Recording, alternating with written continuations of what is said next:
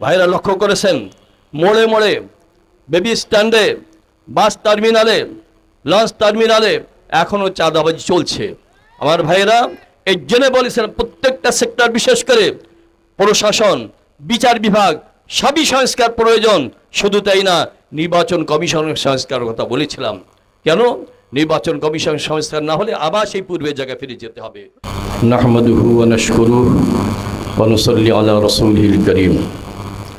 ইসলামী আন্দোলন বাংলাদেশ ঢাকা মহানগর উত্তর ও দক্ষিণ কর্তৃক আয়োজিত আজকের এই বিক্ষোভ মিছিল পূর্ব সমাবেশের মহতরম সভাপতি, মহানগর নেতৃবৃন্দ, সাংবাদিক বন্ধুগণ, সর্বস্তরের ভাইয়েরা, গত বছর এই দিনেও বাতাসে টিয়ারসেলের গন্ধ চলছিল, বুলেটের আওয়াজ চলছিল, আহতদেরকে নিয়ে হসপিটালে দৌড়াদৌড়ি চলছিল, আর শহীদদের লাশ নিয়ে কান্নাকাটি চলছিল। তার আজকে আমাদের মাঝে নাই। যারা দুনিয়ার থেকে চলে গেছেন তাদের জন্য জান্নাতুল ফেরদাউস কামনা করি। যারা অসুস্থ অবস্থায় কাটাচ্ছেন তাদেরকে আল্লাহ পাক সুস্থতা দান করেন। আর আমরা এই অন্তর্বর্তীকালীন সরকারকে বলতে চাই, শহীদ পরিবারের এখনও পুনর্বাসন পুরোপুরি হয় নাই, আহতদের চিকিৎসা এখনও গাফলাতে রয়ে গেছে। এদিকে নজর দিন। শত শত ছেলেমেয়েরা, আমার ভাই বোনেরা যে কারণে রক্ত ঢেলে দিয়েছিল, বুকের রক্ত, যে কারণে, সেই কারণটা আবারও আমরা নজরে দেখছি। চেয়েছিল তারা একটা বৈষম্যহীন রাষ্ট্র, বৈষম্যহীন বাংলাদেশ। তারা চেয়েছিল এমন একটা বাংলাদেশ, চাঁদাবাজি থাকবে না, খুন খারাপি থাকবে না, দুর্নীতি দুঃশাসন মুক্ত একটা দেশ আমরা খুঁজে পাব। কিন্তু আমরা কি দেখছি? এই এত রক্ত বিনিময়ে আমরা কি পেলাম? এখনও সেই চাঁদাবাজির আওয়াজ ময়দানে শোনা যায়। খুন খারাপি বন্ধ হয় নাই। ব্যবসায়ীরা নিরাপদে ব্যবসা করতে পারে না, গাড়ি চালকেরা রাস্তায় নিরিবিলি রাস্তায় গাড়ি চালাতে পারে না। আমরা কি দেখছি?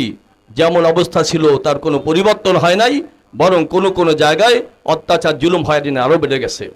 আপনারা লক্ষ্য করেছেন, এদেশের মানুষ কখনো দাবি করে নাই মানবাধিকার কমিশন গঠন করতে হবে, তাদের অফিস বাংলাদেশে হবে, কেউ দাবি করে নাই, মিছিলও হয় নাই।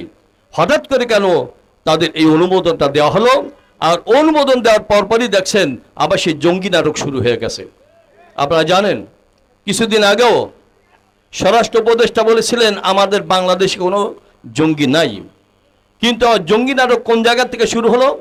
আমরা এই তথ্য প্রমাণ নিয়ে বিচার দাবি করছি। কারা নাটক সাজাচ্ছে? এই নাটকের নির্মাতা যারা, অভিনেতা যারা, সবারই বিচার করতে হবে। আজন জঙ্গি নাটক আমাদের দেখতে না হয়। আমার ভাইরা, এই জুলাই আগস্ট গণঅভ্যুত্থানের পরে আমরা দাবি করেছিলাম প্রত্যেকটা সেক্টরে সংস্কার প্রয়োজন। সংস্কার না হলে কি হয় আপনারা দেখেছেন, গোপালগঞ্জের ঘটনা দেখেছেন। জুলাই যোদ্ধা যারা গিয়েছিল তাদের উপরে কেমন আক্রমণ করা হয়েছে, নৈরাজ্যের সৃষ্টি করা হয়েছে। আমরা তীব্র নিন্দা জানাই। বোঝা গেল এখনও প্রশাসনের মধ্যে সেই পেদাত্তা রয়ে গেছে। ভাইরা লক্ষ্য করেছেন, মোড়ে মোড়ে, বেবি স্ট্যান্ডে, বাস টার্মিনালে, লঞ্চ টার্মিনালে এখনও চাঁদাবাজি চলছে। আমার ভাইরা এই জন্য বলেছেন প্রত্যেকটা সেক্টর, বিশেষ করে প্রশাসন, বিচার বিভাগ সবই সংস্কার প্রয়োজন। শুধু তাই না, নির্বাচন কমিশনের সংস্কারের কথা বলেছিলাম। কেন? নির্বাচন কমিশন সংস্কার না হলে আবার সেই পূর্বের জায়গায় ফিরে যেতে হবে। আবার সেই সিস্টেমে প্রচলিত পদ্ধতি নির্বাচন হলে আবার সেই সন্ত্রাসীরা দায়িত্ব পাবে, আবার তারা দেশ পরিচালনায় আসবে, আবার চাঁদাবাজি বাড়বে, দুর্নীতি বাড়বে, দেশের সম্পদ বিদেশে পাচার হবে।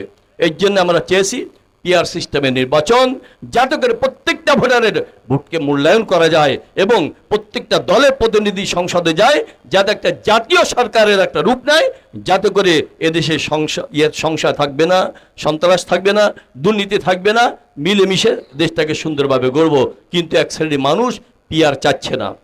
সেদিন একজন বলছেন তারা বোঝে না তাই চায় না। আমি বলেছি না, বোঝে, এই জন্যই তারা চায় না। কেন? পিআর সিস্টেম আসলে আর সেই দুর্নীতি চলবে না, পেশি শক্তির প্রভাব চলবে না, আর মস্তান সন্ত্রাসী মহড়া দেখা লাগবে না। এই জন্য তার পিআর চাচ্ছে না। আপনারা জানেন প্রায় পৃথিবীতে 91টা দেশে পিআর সিস্টেম আছে। কেন চাচ্ছে না? আপনারা স্পষ্ট হয়েছেন। আমরা বলতে চাই এমন কোনো সরকার সামনে এদেশের মানুষ দেখতে চায় না যে সরকার এসে আবার জুলুম অত্যাচার করবে, আবার রক্তপাত ঘটাবে, আর দুর্নীতির সয়লাভ বয়ে দেবে। এটা দেশের মানুষ চায় না।